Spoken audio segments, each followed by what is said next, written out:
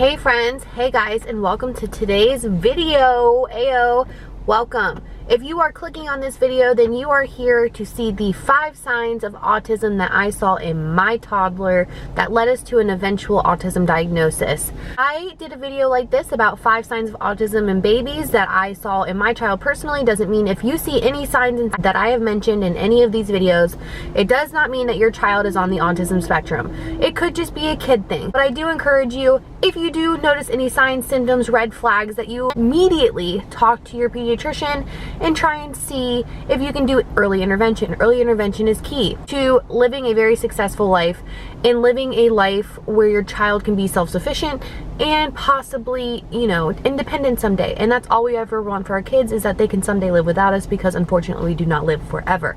So I'm going to go ahead and get straight into the 5 things that I noticed as Ella as a toddler. So this would be from about age 1.5 to her a diagnosis right at 4. So she was diagnosed when she had just turned 4. We were starting the process of her diagnosis around her 3rd birthday. So that gives you kind of an idea. Not everything goes really quickly when you do get a diagnosis. Sometimes it takes a little bit of time to get services set up and all of those things.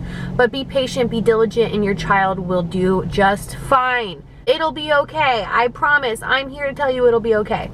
So, number 1, first thing that I saw in Ella is she lined things up. She lined things up a lot. And it was toys, it was her clothes, anything. And she still to this day lines things up as well. I just thought it was really cute, thought that was how she liked to play. I thought that was a totally normal thing. Turns out that's kind of a red flag when it comes to autism, is that kids on the spectrum like to line things up a lot. And that was one of our major red flags. Ella loved to line things up. That was one of her favorite things. Now, if your child lines things up, it does not mean they have autism. It just doesn't. It could, but it probably more than likely doesn't. So don't freak out. And I always like to do these videos with information and things that I've seen. And also I like to tell you guys to not freak out. This is not going to be the worst thing that happens to you. I promise, promise, promise, okay? It took me a really long time to get to where I am, where we accept her diagnosis and we are just pushing to have her live her best life. So yes, she liked to line things up. Still does. Number 2, the number 2 sign that we sign, I don't like to say symptom because it's not a symptom. The number 2 red flag or number 2 sign that of autism that we saw in Ella is hand flapping. And she still, again, to this day, still does the hand flapping. Lots of this. Our beautiful little butterfly. That is a self-stimulatory behavior. Not all kids flap. Some kids do it in front of their eyes. Some kids do it beside their eyes. Some kids just flap. Some kids do. If you're noticing anything like this to where kids are liking this, it's a little bit of a sensory thing. You may want to go and talk to your pediatrician about that, because that could be a sign of autism. It could be a sensory issue, could just be a kid thing again. But if you're seeing multiple red flags, I highly, highly, highly urge you to go to your pediatrician, make it known, and let them know that you're having concerns and that you want to push for a developmental pediatrician, a neurologist, a psychologist, whoever you need, okay? I'm going to probably say that after every single sign, is that it's going to be okay. Because if you're here, you're more than likely concerned, know someone who's concerned, and I always just want to give you the comfort of knowing a diagnosis means services. So, the 3rd thing that we saw in Ella was, much like when she was a baby, very poor eye contact, like 0 eye contact. Still a thing. She's getting better at eye contact, but the more I learn about her, eye contact really does make her uncomfortable. I don't want to force her into eye contact, so it's something that they're working on in therapy so that she can like communicate her wants and needs and looking me in the eyes. But I find she more likes to look us in the eyes now with the proper therapies and everything. It's not a forced thing. So she definitely had a very strong lack of eye contact. I mean, it was just not there. Your child, neurotypical children make eye contact. That's a normal thing. So I would definitely put that there as a sign or a red flag of autism. Number 4 is a speech delay. We had a major speech delay. And here's the thing with Ella's situation or Ella's diagnosis, because every person is different. Her speech delay really kind of started at 2.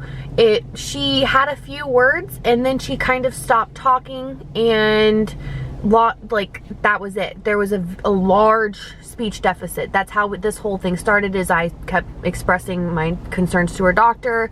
He ended up putting us in speech, which ended up in occupational therapy, and you see how the ball was rolling, and I had to push for a diagnosis. So a speech delay, regardless, could just be a speech delay, because that's a thing as well. So if there is a speech delay with your child, make sure you're noticing that very early on, because that is something that is so easily fixed with the right therapies, because it could just be a speech delay. All they need is a little speech therapy, and bada bing, bada boom, they're talking. And now Ella is talking. Ella talks.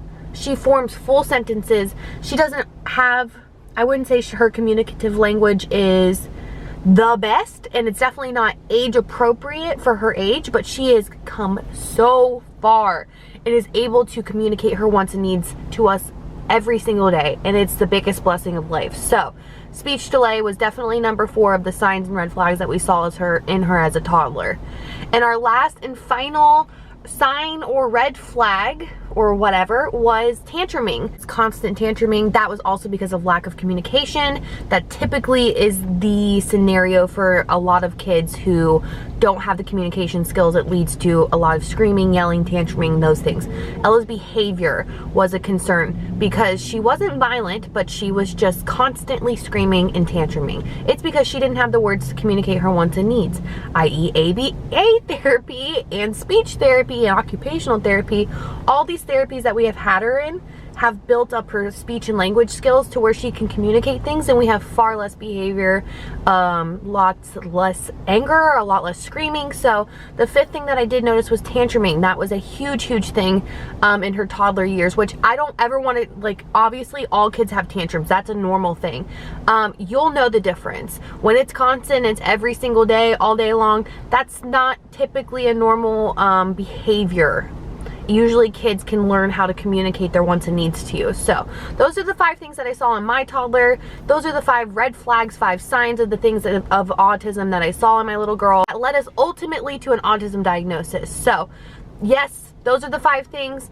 I do always like with these videos to really encourage you to really go after early intervention, really push for a diagnosis. If you are seeing any red flags, even if your child doesn't end up being on the spectrum, if you have a red flag, period, about your child, make sure that you let your pediatrician know and push for all the right doctors so that you can end up with early services. Because honestly, I say it all the time, early intervention is key, and I've had somebody kind of misquote me a little bit on that, but it's the truth. Early intervention is key. Doesn't mean you're not going to end up waiting for autism services. Doesn't mean you're going to have to push really hard to end up getting them. You're going to have to fight for them. And at the end of the day, it's going to take time, and that's a big, huge stinker, and that's the world we live in right now, and it's super unfortunate. We had to wait a long time to get Ella services. It took a 1.5 year process to get her where she is currently, and we've been in this place for 2 years, and it's been amazing. So ABA has literally given my child the ability to live her very best life currently and hopefully in the future. I don't ever want any of you to think that autism is a death sentence, because it's not. Autism is probably one of the best things that's ever happened to us in our family. It's made us more empathetic. It's made us better humans overall. And I'm able to understand people that I necessarily wouldn't understand in my past 10 times more. And I love humans more than I've ever. Does that even make sense? I hope it does. It gave me a whole new perspective on life. It truly did. My child is a gift. My child is not a burden. She is incredible. She's brilliant. And she's going to live her best life, and I'll make sure of it. And I know you guys will too. So if you are a parent and you're struggling and you're trying your hardest to get services, keep trying. As long as you keep trying, that's all any of us can do. Just keep trying, keep going. Don't give up.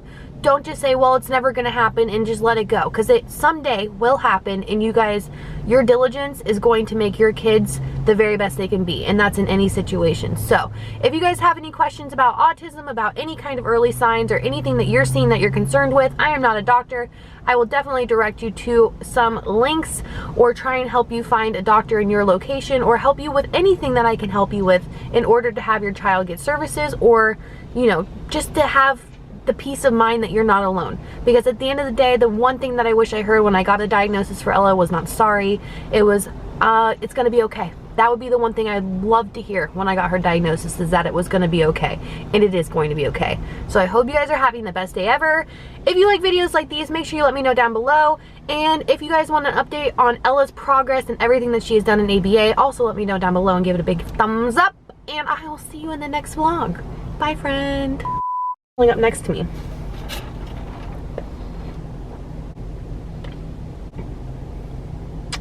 Let me finish this video, sir, or are you just gonna sit here and park next to me?